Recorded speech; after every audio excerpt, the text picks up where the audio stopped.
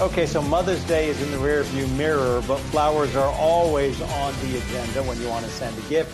Let's invite into the stream Juan Palacio. He is Bloomsy.Box.com's founder.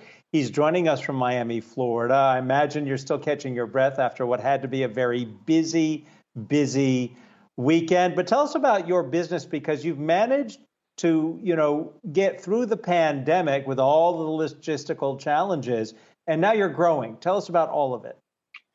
Thank you for having me. Yes, it was a crazy Mother's Day.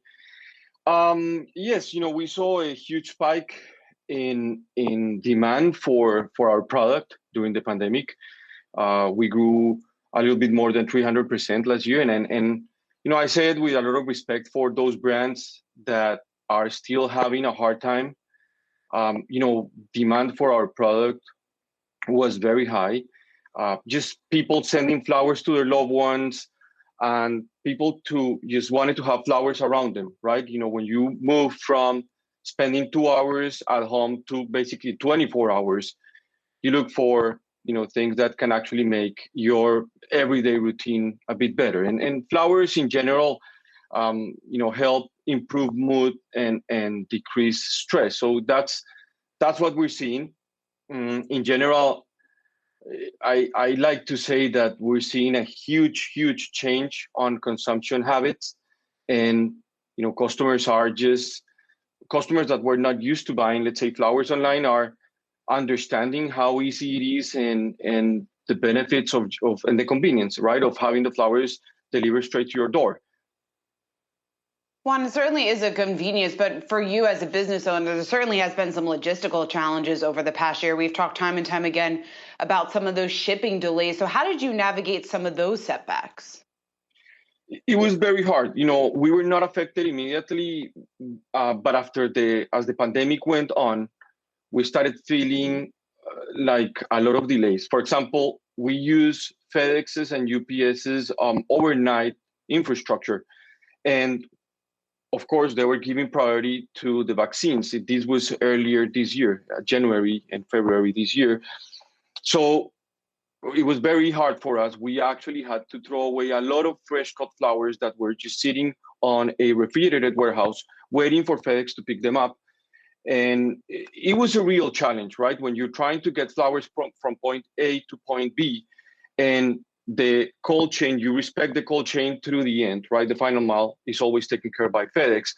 And FedEx was telling us, sorry, guys, we can't pick up your flowers. We need to, just distribute the vaccines. It was very hard. We had to be very creative. We found, small trucking companies, refrigerated trucking companies that could take flowers from point A to point B. So we are still seeing a lot of delays when it comes to shipping the flowers. So again, we had to be very creative, and as things are getting back to normal, we expect the flow to improve. When you talk about getting back to normal, your industry as a whole, I mean, so much of it is imported from Colombia and other parts of the world. Is that back to normal yet, or is that a long way to go? Not at all. Vaccine rate in Colombia, our farms, most of our farms are in Colombia, and we also have some farms in Ecuador. South America in general, with the exception of Chile, has a very slow vaccination rate. And in Colombia, these last couple of weeks, not only the vaccination and people are not just getting back to their normal lives, but there have been riots and basically a closure of the country.